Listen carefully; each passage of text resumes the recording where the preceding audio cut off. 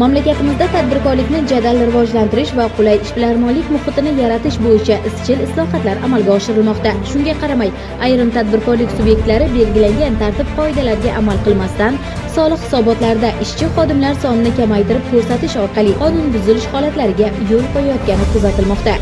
Bu kabi holatlarga barham berish maqsadida Surxondaryo viloyati soliq xizmati organlari xodimlari tomonidan tadbirkorlik subyektlari o'rtasida tushuntirish ishlari olib borilmoqda. Tadbirkorlik subyektlari tomonidan ishchilarni norasmiy ishlatish avvalo ishchi xodimlarning o'zi uchun zararli, chunki norasmiy ishlagan yillar mehnat stajiga qo'shilmaydi.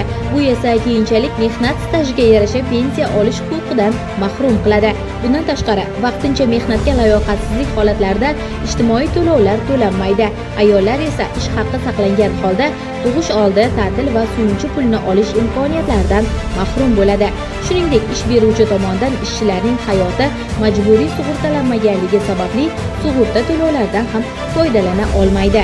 Ayrim hollarda esa iqtisodiy ahvoli og'ir oilalar uchun mo'ljallangan imtiyozli kreditlardan bahramand bo'lish imkoniyati ham cheklanadi. Shunday ekan, tadbirkorlar qonunchilik talablariga amal qilib, ishchilar taqdiriga befarq bo'lmasliklari hisobotlarda ular sonini to'g'ri ko'rsatishlari va belgilangan soliq to'lovlarini o'z vaqtida amalga oshirishlari maqsadga muvofiq bo'lar edi.